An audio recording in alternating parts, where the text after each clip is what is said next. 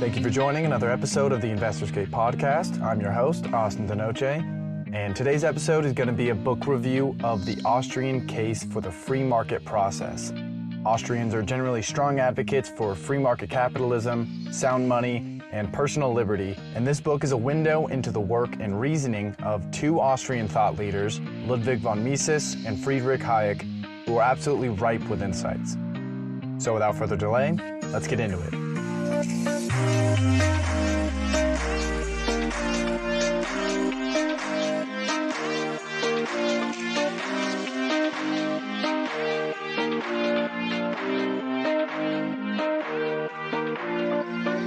The first half of the book is all about Ludwig von Mises, an Austrian writer and lecturer who predominantly focused his work on classical liberalism and detailed comparisons between communism and capitalism. He is widely recognized as one of the most influential economic and political thinkers of the 20th century and worth learning about if you're unfamiliar with his work. Aside from this very short book, I would strongly recommend reading Human Action, a very long book, and The Theory of Money and Credit. The Austrian Case for the Free Market Process pulls information from all of his work, including those books, but obviously is nowhere near the scope and breadth of everything he's written. With all that said, let's get into some of the key takeaways referenced in this specific book. So my first takeaway is capitalism does not destroy itself. People wish to abolish it because they expect greater benefits from socialism and interventionism. Capitalism certainly has its flaws, and there's good reason to constantly work toward improving it. But to rephrase Mark Twain's famous quote, capitalism is the worst form of economics except for all others. So while it's perfectly reasonable for capitalism to be an object of criticism, it's the best we've got, and diverging from it will only cause more problems as you're necessarily fleeing to worse systems of economics. Another very important point to understand is that most critics pointing to the shortcomings of capitalism fail to recognize most examples of capitalism, both today and in the past, are and were quasi-capitalistic, meaning a large percentage of the problems they're referencing are actually the result of deviating from true capitalism. The free market, if it's truly free, can and does solve the problems it faces because it consists of innumerable individuals all working toward their best interest by solving every little problem facing them.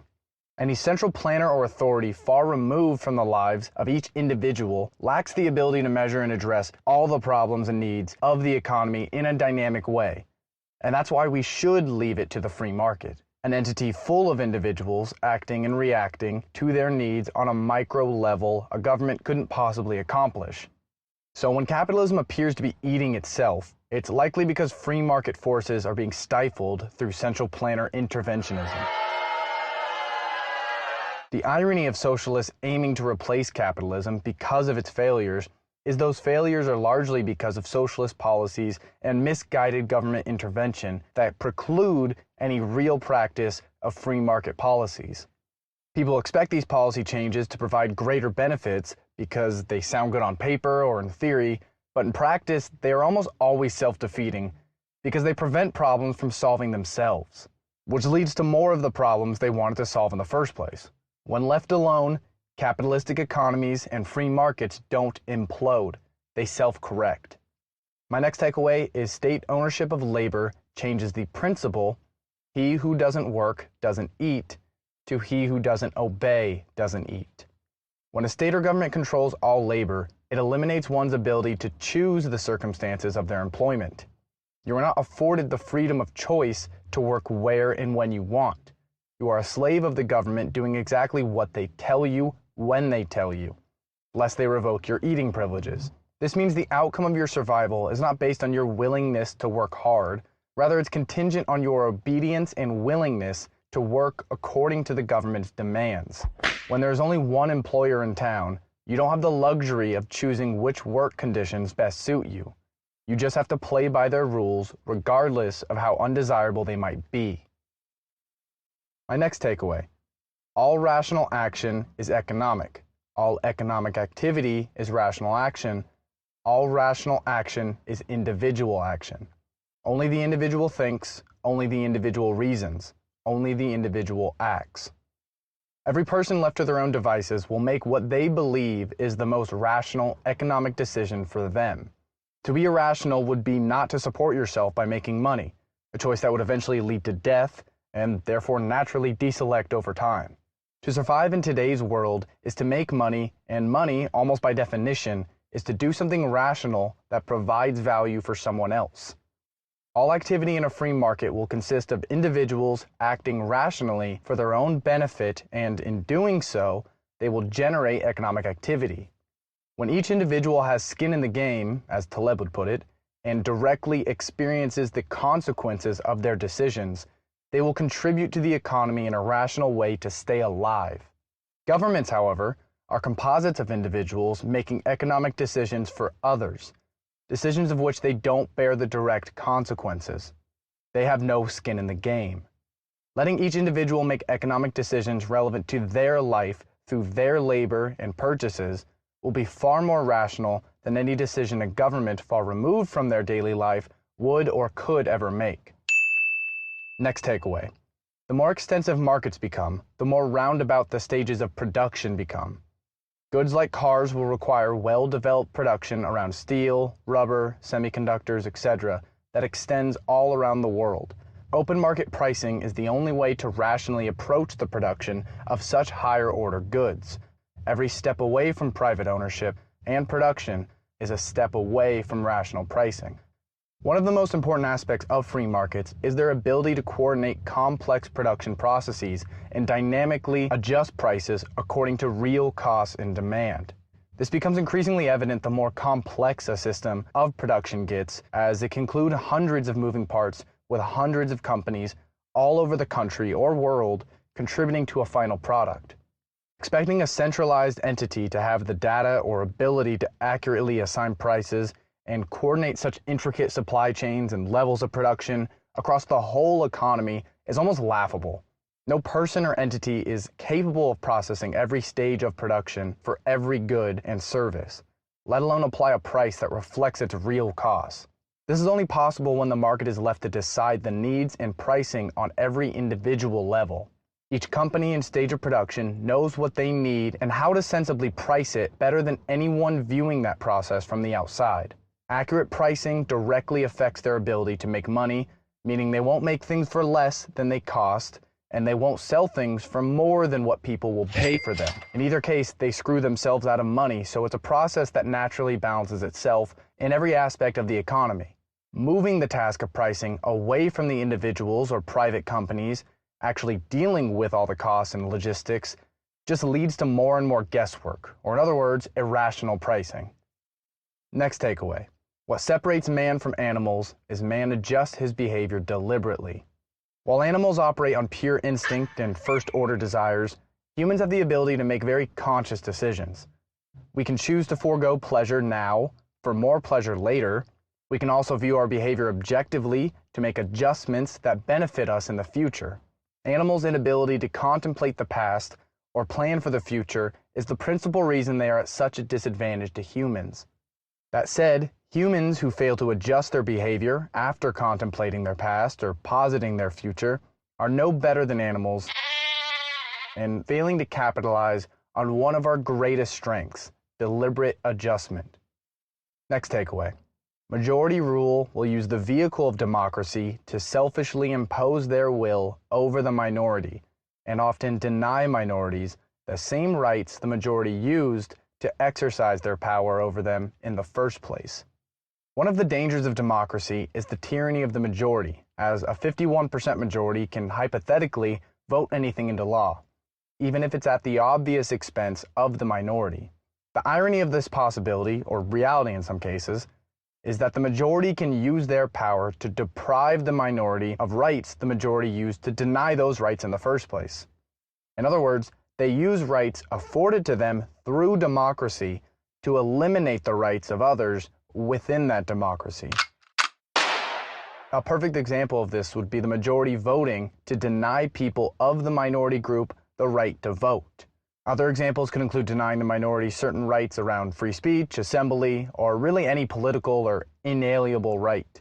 Though we generally see democracies as vehicles for equality, they can lead to a tyrannical overreach by a majority or even just a plurality of voters, and that is something to keep in mind when operating in a democratic nation.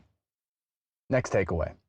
Laws against drugs suggest it's the government's job to protect the individual from his own foolishness, in which case there is no reason to stop them from protecting the individual from his own foolish thoughts, from reading undesirable books, or from eating undesirable foods. It completely undermines the sovereignty of the individual. This is somewhat of a slippery slope argument, but the logic of the claim is perfectly sound and really sheds a light on the presumptive nature of drug laws.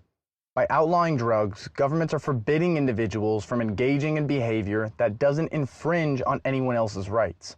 The ban is simply a statement that the government knows better than you, and banning such substances is for your own good. But if the government is allowed to implement parental laws and decide what is and is not good for us, why stop at drugs? Why not ban certain foods it deems bad, or outlaw music and books it finds dangerous? Allowing governments to ban drugs on the grounds that it's bad for individuals to consume sets a dangerous precedent for other activity it can ban in the future. Banning activity that infringes on the rights of others, whether through theft or violence, is perfectly reasonable. But banning actions that only pertain to an individual and their preferences completely undermines their freedom. Alright, that concludes my takeaways on the first half of this book from von Mises. Now let's transition to the second half, which is all about Friedrich Hayek, another Austrian economist and philosopher who was actually somewhat of a student of von Mises and also focused a lot of his work on classical liberalism. Hayek eventually won a Nobel Prize in economic sciences for his work on what changing prices communicate, and is another wildly influential person absolutely worth learning about. He has a book, The Road to Serfdom, that has sold millions of copies and is referenced quite a bit in this book, but again, it's worth reading in its entirety as this book only touches on certain highlights of his work. That said, let's get into it. So first takeaway, money and credit expansion lead to a misdirection of capital, and this is the cause of recessions. These expansions don't flow over the economy evenly and upset the intrinsic pricing conditions.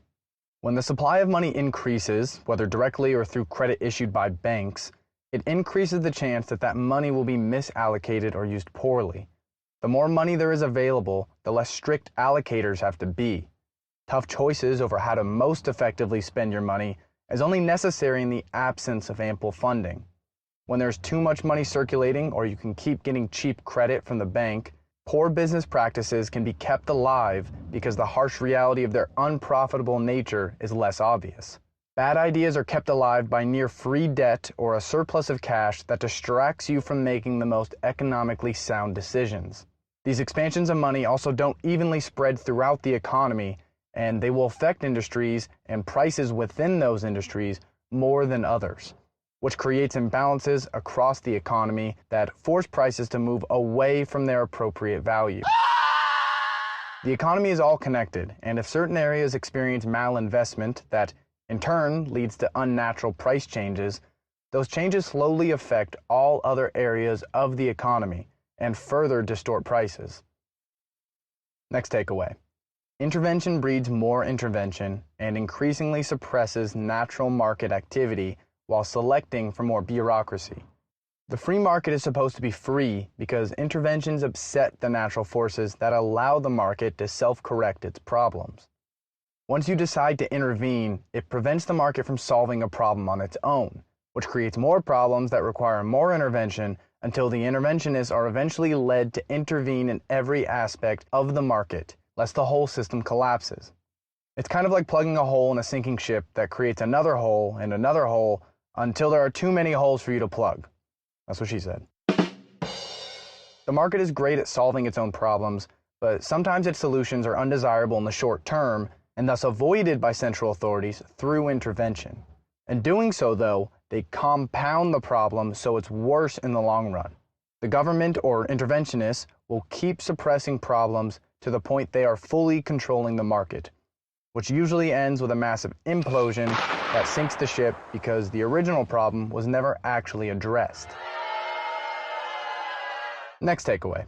While democracy seeks equality through liberty, socialism seeks equality through restraint and servitude. Democracy is well known for championing equality of opportunity, where anybody can pursue things that lead to success or failure. It doesn't force equality on anyone, it simply affords people the freedom of choice to do and act as they please, according to their desires.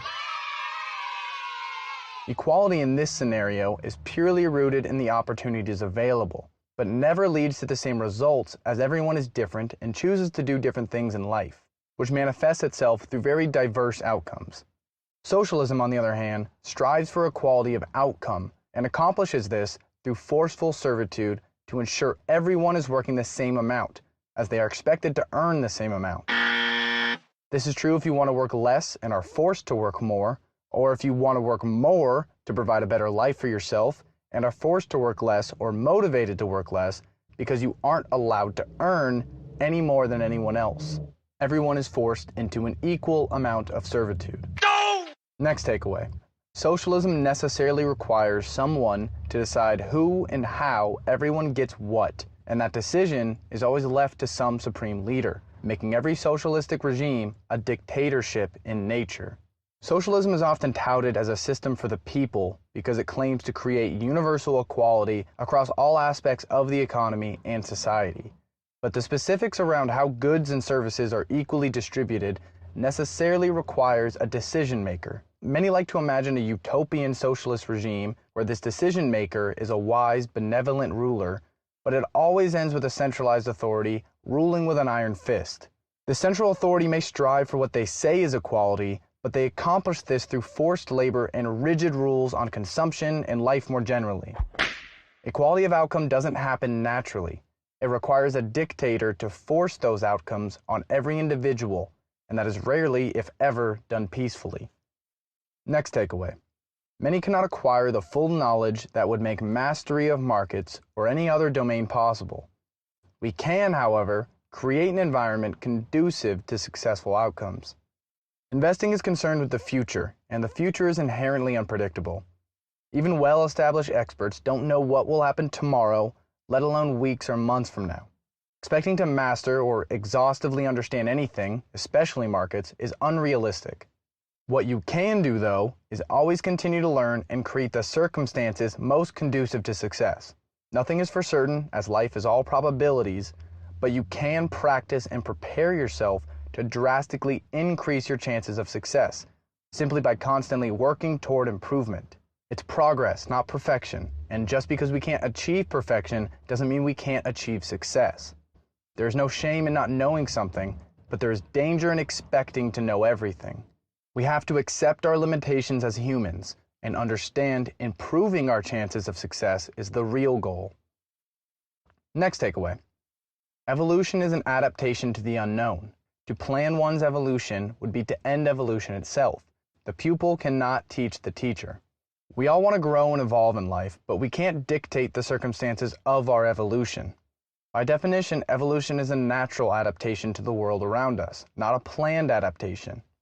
Planning one's evolution would be akin to planning the future, which is obviously impossible.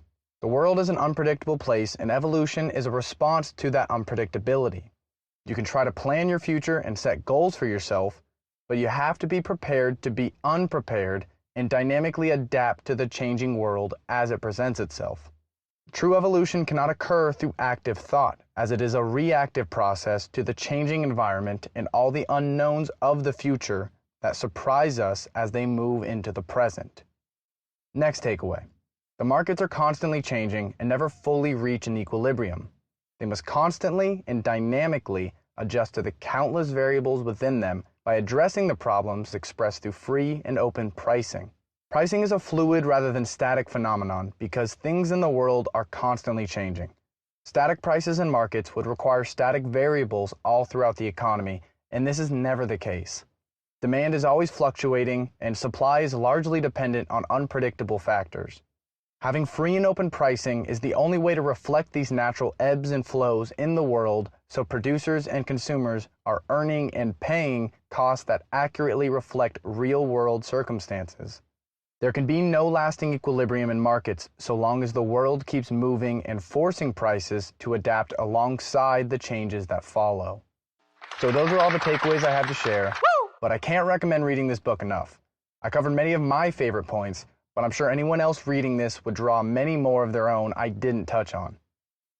It's a very short read, maybe 3 to 5 hours, and the whole book is jam-packed with incredible insights on the nature and benefits of free markets, the debate between socialism and capitalism, and plenty more on economics more generally.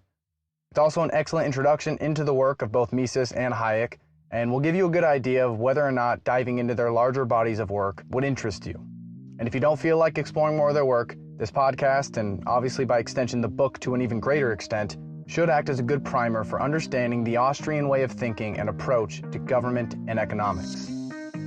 All right, well, that's all I have for you today. I hope you enjoyed, learned something new, and as always, best of luck.